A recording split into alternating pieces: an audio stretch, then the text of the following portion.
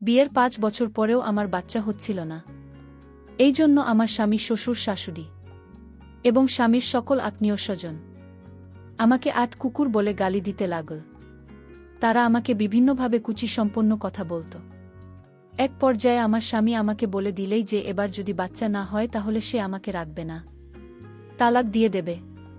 তারপর বিষয়টা আমি আমার বাবার কাছে খুলে বলি, আর বাবা আমার মুখ থেকে এসব কথা শুনে একদিন রাতে বাচ্চা হওয়ার জন্য আমার সাথে যা করেছিল তা শুনলে বন্ধুরা তোমাদের মাথা ঘুরে যাবে।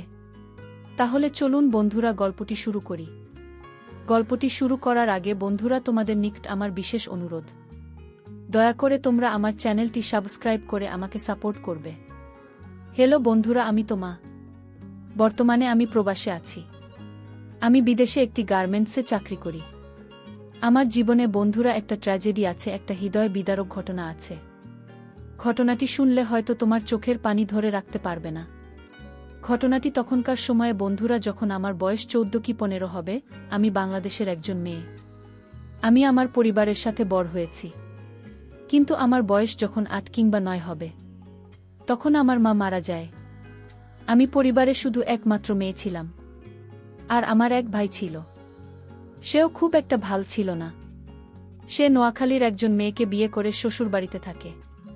মোট কথা, আমার ভাই আমাদের পরিবারের কোনো খোঁজখবর নিত না, আর আমাদের পারিবারিক অবস্থা খুব একটা ভাল ছিল না। আমার মা মারা যাওয়ার পর আমার বাবা আর অন্য কোথাও বিয়ে করে নাই। এভাবে কষ্ট করে চলতে লাগল আমার জীবন। তারপরও আমরা খুব ভালোই ছিলাম, খুব খুশি ছিলাম। আমার বাবা সারাদিন কাজ করে যা পাইত তাতে আমাদের খুব ভালো করে চলে যেত। আমার বাবা আমাকে খুব ভালোবাসত, অনেক বেশি ভালোবাসত। আর এভাবেই আমাদের জীবন, মোট কথা আমার জীবন চলতে লাগল। খুব একটা প্রাতিষ্ঠানিক পড়ালেখা করতে পারি নাই আমি। 8ম শ্রেণী পর্যন্ত পড়ালেখা করেছিলাম।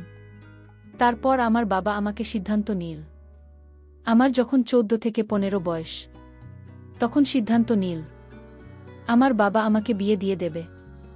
আমি আর আমার বাবার কথা অমান্য করতে পারলাম না, কারণ আমার বাবা মধ্যবয়স্ক, আর তাছাড়া ও বাবা কাম কাজও খুব একটা বেশি করতে পারে না। বাবার উপর বোঝা হয়ে আর কতদিন থাকব, তাই সিদ্ধান্ত নিলাম এবং বিয়েতে রাজি হয়ে গেলাম। আর এদিকে আমার বাবা আমার জন্য পাত্র দেখা শুরু করল। পাত্র দেখতে দেখতে হঠাৎ একদিন আমার বাবা একটি ভালো পাত্রের সন্ধান পেল। কিন্তু পাত্র ছিল বেকার, সে কিছু করত না। কিন্তু পাত্রীর বাবা মায়ের পারিবারিক অবস্থা ভালো ছিল, খুব বংশী পরিবারের লোক ছিল। সবকিছু ভেবেই আমার বাবা এখানে আমাকে বিয়ে দিতে সম্মতি হল। আমিও সেখানেই গিয়ে বসতে রাজি হয়ে গেলাম। তারপর আমার বাবা আমাকে ধুমধাম করে বিয়ে দিল। বিয়ে দেওয়ার পর বিয়ের প্রথম রাতে যখন আমার স্বামী আমার কাছে আসলো, তখন আমার কাছে কেমন জানি মনে হলো নেশা করে, নেশাকর ভাব। আমি হয়তো তাকে খুব একটা বেশি বুঝতে পারি নাই। প্রথম প্রথম তো ভাবছি হয়তো এরকম হতে পারে, কিন্তু যখন সপ্তাহখানেক গেল তখন দেখলাম আরও বেশি সমস্যা। আমি বুঝতে পারছি না সে কেন আমার কাছে এরকম করে। যাই হোক, অবশেষে আমি তাকে মানিয়ে নিতে পেরেছিলাম এবং বুঝতে পারছিলাম যে তার এটা প্রথম প্রথম। বিদায় আমাকে দেখে সংকোচ বোধ করছিল, কিন্তু আমি বেশ কিছুদিন দেখার পরেও আমি আমার স্বামীর কাছ থেকে কাঙ্ক্ষিত মনের কোনো কিছুই পাইনি। অর্থাৎ একটা স্ত্রী একটা স্বামীর কাছ থেকে যা আশা করে তার কোনো কিছুই আমি পাইনি। সে 2 থেকে 3 মিনিটে আমার উপর অবস্থান করতে পারে না। তারপরও আমাকে ধৈর্য ধরে থাকতে হয়েছে, কারণ আমি গরিব ঘরের মেয়ে। আমি যদি বাবার কাছে আবার চলে যাই তাহলে তো বাবা আমাকে কখনো কোনোদিন বিয়ে দিতে পারবে না মনে হয়। খুব কষ্ট করে আমাকে চলতে হয়েছিল। কি বল বন্ধুরা, বিবাহিত জীবনের পর স্বামীর কাছ থেকে যদি কোনো স্ত্রী তার আশানুরূপ কোনো জিনিস না পায়, যে না পায়, সে কেবল বুঝে তার বেদনা। আমার খুব কষ্টে দিন যাচ্ছিল। এভাবে চলতে চলতেই আমার বিয়ের প্রায় 5টি বছর পেরিয়ে গেল। আজ পর্যন্ত আমি কোনো সন্তানের মুখ দেখতে পারলাম না। সকলের কাছে আমি একটা আপনারই হয়ে গেলাম। সবাই আমাকে আটকে বলে গালি দেয়। আমি তখন হিংসায় চলে গেলাম। কাউকে বোঝাতে পারলাম না যে সমস্যাটা আমার না শামিল। এমতাবস্থায় আমার স্বামীও আমার শ্বশুর শাশুড়ির দিকে তালে তাল দিতে লাগল। আমার স্বামীও আমার প্রতি নেগেটিভ হতে লাগল। সে ভাবল হয়তো আমার সমস্যা। আমার স্বামীর সব কিছু জেনেও না জানার ভান করছে। আমার স্বামী তো খুব ভালো করেই জানত সমস্যা টাকার। তারপরও সেই দোষ আমার উপর চাপিয়ে দেওয়ার চেষ্টা করতে লাগল। ভীষণ বিপদে পড়ে গেলাম আমি। কি করব তখন বুঝতে পারছিলাম না। মন চাইছে এই মুহূর্তে পৃথিবীর সবচেয়ে বড় অন্যায়টাই আমি করে ফেলি, কিন্তু কিভাবে করব মাথায় কোনো কিছু ঢুকছে না। অবশেষে আমি বাবার কাছে সবকিছু খুলে বলতে বাধ্য হলাম। বাবা আমার সব কিছু শুনে কিছুক্ষণ চুপ করে রইল। চুপ করে থাকার পর বাবা মাকে সান্ত্বনা দেওয়ার চেষ্টা করল যতটুকু পারে। তারপর বাবা মাকে বলল, মা, তো মা, তুই কোনো চিন্তা করিস না, একটা না একটা ব্যবস্থা হবে। আমি একটা না একটা ব্যবস্থা করবই। তোকে নিয়ে আমি ডাক্তারের কাছে যাব, অনেক বড় ডাক্তারের কাছে যাব, কিন্তু তারপরও আমি সর্বশেষ চেষ্টা করে দেব। তারপর বাবা আমাকে বলল, মায়ের সন্তান তো আল্লাহ পাকের দান। আল্লাহ যাকে যখন মন চায় তাকে সন্তান দেয়, আবার যখন মন চায় তখন তার কাছ থেকে সন্তান কেড়ে নেয়। আর এই দোষ কোনো মানুষের উপর চাপিয়ে দেওয়া উচিত না। আমার স্বামীর সাথে আমার সবকিছু ঠিকঠাকভাবে চলছিল, কিন্তু আমার কোনো সন্তান হচ্ছিল না। যদিও সে ক্ষেত্রে আমার কোনো দোষ নেই, তারপরও আমাকে দোষারোপ করা হচ্ছিল, যার কারণে আমার সংসারটা প্রায় ভেঙে ভেঙে যাচ্ছিল।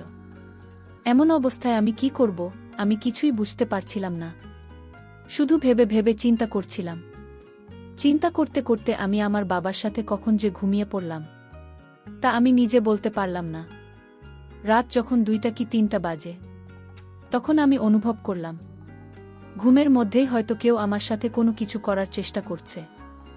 আমি লাইটটা অন করার সাথে সাথেই দেখলাম আমার বাবা কি এমন অদ্ভুত অবস্থায় আমার উপর নিয়ন্ত্রণ করার চেষ্টা করছে। আমি বললাম, বাবা, আপনি ঠিক আছেন তো? বাবা বলল যে আমি ঠিক আছি।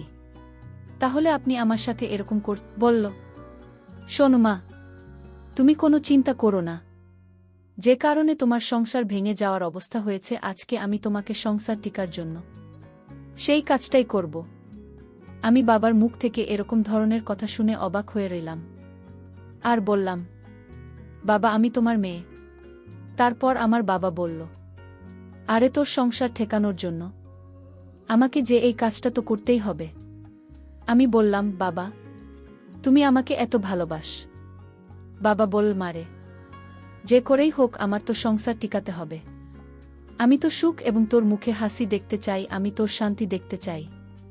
তারপর আমি ভাবলাম, যে কারণে মানুষের কাছে আমি অপমানিত হয়েছি এবং কি নিজের স্বামীর কাছে অপমানিত হয়েছি, শ্বশুর শাশুড়ি সহ প্রত্যেকটা মানুষ আমাকে বিভিন্নভাবে ইঙ্গিত করে কথা বলছে, যদিও সে ক্ষেত্রে আমার কোনো দোষ নেই। মনের ভিতরে অনেক জিত আর মনের ভিতরে অনেক রাগ হয়েছে তখন। তারপর সেদিন বাবার সাথে আমি সেই নিষিদ্ধ সম্পর্কটা করতে রাজি হয়ে গেলাম। 2টি চোখের মধ্যে কেবলমাত্র সন্তানের নেশা। একটি সন্তানের জন্য তখন আমি প্রায় উন্মাদ হয়ে গিয়েছিলাম। যে করে হোক আমি একটি সন্তান চাই, তাহলে আমার সংসার, আমার পরিবার টিকে যাবে। তারপর আমি আর বাবাকে বাধা দেওয়ার চেষ্টা করলাম না। মনের সমস্ত ক্ষুধা বাবাকে দিয়ে মেটানোর চেষ্টা করলাম এবং সেই সাথে আমি একটি বাচ্চা পাব। তখন কি স্বামী আর কে বাবা, এই সমস্ত কিছু মাথা থেকে ভুলে গেলাম। মেতে উঠলাম নিষিদ্ধ কোনো এক লীলায়, যে লীলা পৃথিবীর সমস্ত আইন বহির্ভূত। প্রথম যখন বাবা আমার সাথে প্রস্তুত নিচ্ছিলেন, তখন আমার মনে হলো আমার জীবনে প্রথম আমি কোনো এক নিষিদ্ধ লীলায় যাচ্ছি। কিন্তু আমি যখন প্রথম বাবার এমন প্রস্তুত অবস্থায় বাবার দিকে তাকালাম, তখন যা দেখতে পেলাম তা দেখে তো আমার দম বন্ধ হয়ে যাওয়ার মতো অবস্থা হলো। আর মনে মনে ভাবলাম, এটা দেখতে যে ভয়ঙ্কর, ওটা দিয়ে কাজ করলে না জানি আমার কি অবস্থা হয়। তারপরেও ভাবলাম না, আমার সন্তান প্রয়োজন। যদিও আমার বাবার বয়স প্রায় 50-এর মধ্যে, তারপরেও যে এত স্ট্রং আর এত শক্তিশালী তা আমার নিজের চোখকে বিশ্বাস করাতে পারেন। মনে মনে ভাবলাম, বাবা এতদিন কিভাবে একা একা রইল। এত পাওয়ার থাকার পরেও বাবা কোনো বিয়ে করে নাই। আজকে আমি আমার বিবাহিত জীবনে 5 বছরে যা পাই না, তা আমি আমার বাবার কাছ থেকে উসুল করব। তখন কি স্বামী আর কে, বাবা মাথার মধ্যেই সব কিছু নেই। যাই হোক, বাবা যখন আমার উপর পরিপূর্ণ নিয়ন্ত্রণ নিল, আমার কাছে মনে হলো যেন বিদেশিদের মতো অবস্থা। সেই দিন বাবা মাকে যে সুখ দিয়েছিল, তা আমি আমার বিবাহিত 5 বছর জীবনেও পাই নাই। অকর্মা দেবীর কাছে বাবা আমাকে বিয়ে দিয়েছে। বাবার আদর পেয়ে আমার কাছে প্রথম দিনেই মনে হলো যেন আমার কাজ হয়ে যাবে। এইভাবে বাবার সাথে আমার 10 দিন হয়েছিল।